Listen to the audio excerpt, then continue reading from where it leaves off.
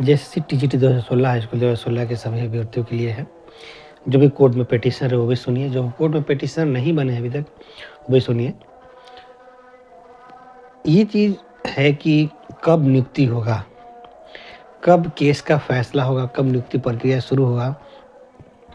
जो first bench में case जीता गया है, जीतने के बाद सेकंड बेंच में केस चल रहा है, डिवीज़न बेंच बोलते हैं, एलपीए जिसको बोला जाता है, उसमें चल रहा है। कब वहाँ फाइनल होगा, कितने दिन में फाइनल होगा, ये चीज़ सभी लोग जो है ये प्रश्न पूछते हैं बार-बार कि अभी क्या हो रहा है। इस सब चीज़ के बारे में इस वीडियो के माध्यम से सभी लोगों के लिए ये वीडियो है। इसको समझिएगा। आज समझिएगा कि आज जो है 8 फरवरी 2026 है। आज का दिन जब वीडियो शूट कर रहे हैं 8 फरवरी 2026 है। आज तक क्या हो रहा है, क्या नहीं हो रहा है, ये भी समझिएगा। और कोई भी अगर आपको मिसगाइड या कुछ भी करता है, आप उसके बारे में बिल्कुल नहीं सोचिए। ये है कि अभी तक एलपीए का जहाँ तक बात है कि सेकंड बेंच में क्या हियरिंग कब होना है, हियरिंग डेट आया कि नहीं, तो समझिए कि हियरिंग डेट जानबूझ करके नहीं लिया गया है।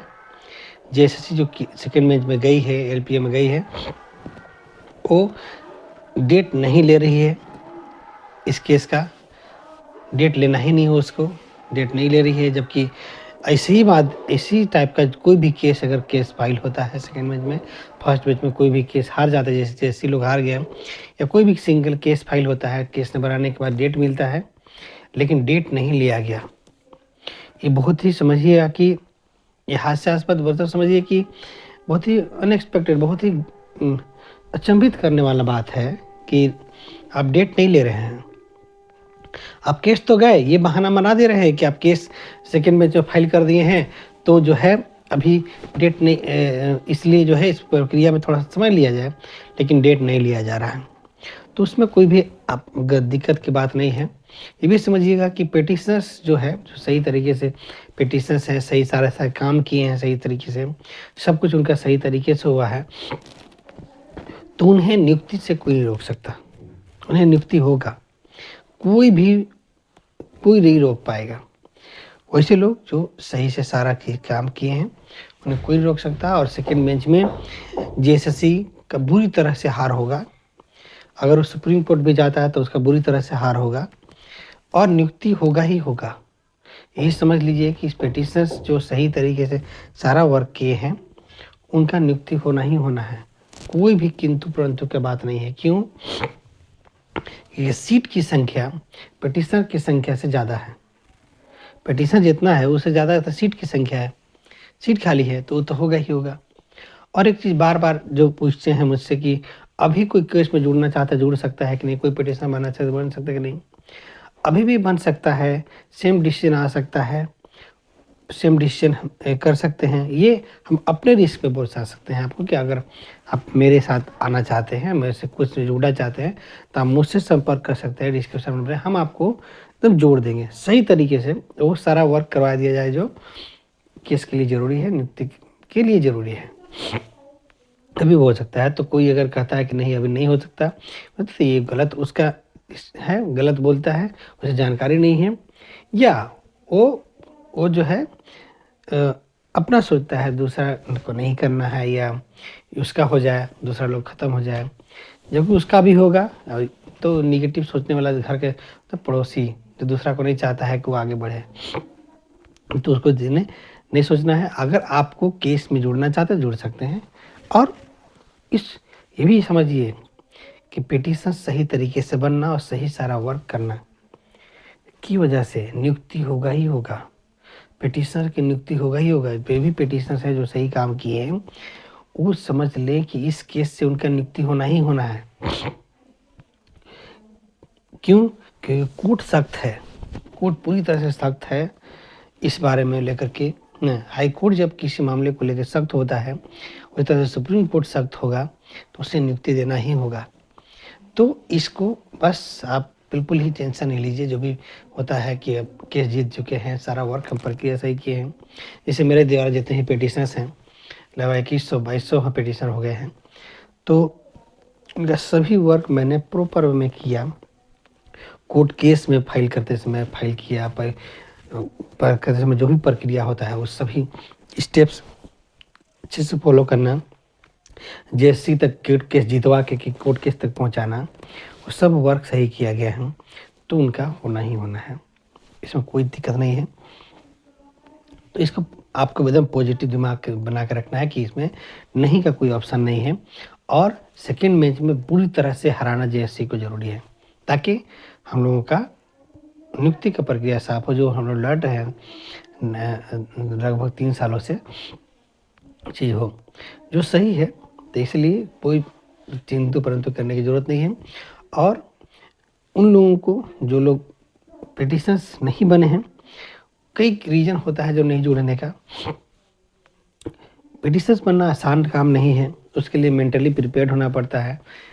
हाँ भाई, इतना थोड़े से पैसे लगते हैं, तो पैसे भी देनी है, ये सब लेकर के चीज़ थोड़ा सा आगे बढ़ता है। और बहुत सारे लोग जो है, हम आपको बताए हैं कि आप दूसरे ग्रुप में दूसरे लोगों के साथ में आपको जुड़ने की बिल्कुल आवश्यकता नहीं है, क्योंकि बाकी लोग जिस तरह से काम करते हैं, जिस तरह से पैसे खर्च कराते हैं, वो चीज़ भी करने की ज़रूरत नहीं है।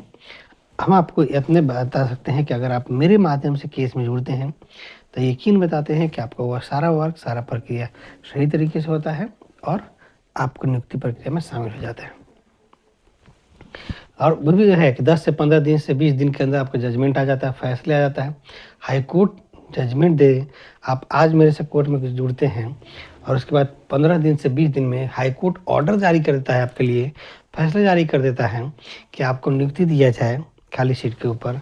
ये छोटी बात नहीं है। जो लोग अभी तक नहीं केस में जुड़े हैं, ज़रूर जुड़िएगा। और जहाँ तक बाकी लोग जो जुड़ चुके हैं केस में, उन लोग को भी बोलना चाहते हैं कि उन लोग भी चिंता करने की ज़रूरत नहीं है। अगर उनका कोर्ट में सही वर्क किया गया है तो उनके भी नियुक्ति होना ही होना है, यही चीज़ है। और साथ में एक चीज़ और बोलना चाहते हैं सभी लोगों को, सभी लोग जितने भी पिटिशनर्स हैं, मेरे द्वारा हो या किसी के द्वारा हो, कि इसमें जो है आपको हड़बड़ाना या परेशान होने की ज़रूरत नहीं कि तुरंत नियुक्ति हो जाना चाहिए। ये ध्यान लगाइए कि सेकेंड मैच में उसको कैसे बुरी तरह से हराया जाए, ये चीज़ ज़रूरी है। और परेशान होने की भी बात नहीं है। जैसे बोलते हैं कब हियरिंग डेट मिला कि नहीं, हियरिंग डेट हम लोग को नहीं लेना है, इसलिए हम लोग नहीं ले रहे हैं। और कुछ ये भी बात बार बार बताया है कि बहुत सारे लोग जो है केस टैग कराने के नाम पे, तो वकालतनामा पे साइन कराने के लिए बुला रहे हैं उस समय, प्लस जो है आवेदन जमा कराने के नाम पे, जो आवेदन जमा कराने के लिए कुछ ग्रुप जो है 12-12 हज़ार रुपये चार्ज किए, जबकि हम 2100-2200 लोगों को आवेदन जमा करवाए, एक पैसा नहीं लिए उसका। आवेदन जमा कराने के नाम पे कि हम जो है एक बार पहले भी बात बताए हैं कि आवेदन जमा कराने के लिए सर्टिफाइड कॉपी देंगे। सर्टिफाइड कॉपी क्या होगा? बस वही जजमेंट कॉपी, जबकि हम जजमेंट कॉपी सब लोगों को दे दिए, आवेदन जमा करा दिए, एक पैसा नहीं लगा। सर्टिफाइड कॉपी देंगे हम, मतलब वही जजमेंट कॉपी देंगे और पैसे 12-12 हज़ार रुपये। ऐसे ठग से भी बचिएगा। बहुत सारे ठग हैं जो सर्टिफाइड कॉपी कहते हैं कि जमा करना पड़ेगा और ठगी करते हैं। ऐसे लोग से भी बचने की ज़रूरत है। सेकेंड, आपको बचने की ज़रूरत है जो बोलेगा आओ वकालतनामा पे साइन करो, 10,000 रुपया दो, ऐसे ठग से ही बचिएगा कि इसे ठग चल रहे हैं। और दूसरा, बहुत सारे लोग ठग चुके हैं कि टैग कराने के नाम पे हम इतना लोगों का 2000 प्लस कैंडिडेट्स का हम केस टैग कराए, जजमेंट ला दिए, उसका पैसा नहीं लिए, तो वो चीज़ तो बात ही अलग है। उन लोगों ने ऐसे ठग लोगों से बचिएगा। कुछ ठग लोग हैं तो इसी तरह से ठग लोग ये बताना चाहते हैं आपको कि सहायक आचार्य का केस हो, आप मुझसे डायरेक्ट जुड़िए। मिनिमम पैसा 5,000 रुपये सहायक आचार्य का फर्स्ट बेंच में जीतते हारते तक का पैसा लगता है। पीजीटी 2023 +2 स्कूल 2023 केस में जुड़ना था, आप मुझसे जुड़ सकते हैं, 7,300 रुपये लगता है, एक एडवोकेट का चार्ज है। प्लस हाई स्कूल 2016 में भी जुड़ना है, 13,300 रुपये में आपका पूरा वर्क होता है, कंप्लीट वर्क हो जाता है। इस तरह से आपका जो है हो जाता है। ऊपर से जो है सेकेंड बेंच में, जब सेकेंड बेंच में केस चल रहा है आपका, वहाँ भी बहुत मिनिमम खर्च में आपका सेकेंड बेंच का भी केस हो जाएगा। एक सुप्रीम कोर्ट बचेगा, वो भी हो जाएगा और सही तरीके से काम। हाँ, ये भी बताना चाहते हैं कि बहुत सारे लोग जो फर्स्ट बेंच में कहीं और थे, सेकंड बेंच में मुझसे जुड़ना चाहते हैं, आप मुझसे जुड़ सकते हैं। मुझसे संपर्क कीजिए, डिस्क्रिप्शन में नंबर लिखा हुआ है, आप मुझे कॉल कीजिए, हम आपको कोर्ट केस में अपने ग्रुप में जोड़ देंगे और आपको मिनिमम खर्च में हो जाएगा। ये चीज़ है। और बहुत सारे लोग जो है को तो मुझसे प्रॉब्लम होता ही रहता है, तो वो जो बेईमान और राक्षस टाइप का आदमी होता है ना, तो उसको प्रॉब्लम होता ही है, क्योंकि उसको बेईमानी चलने देते नहीं होता है ना, इसलिए तो बेईमानी से सावधान रहना है। बाकी सब दिक्कत कोई बात नहीं है। ठीक है, बाकी अपडेट आपको हाई स्कूल 2016 के मिलते रहेगा, बाकी टेंशन मुक्त रहे। ठीक है, धन्यवाद।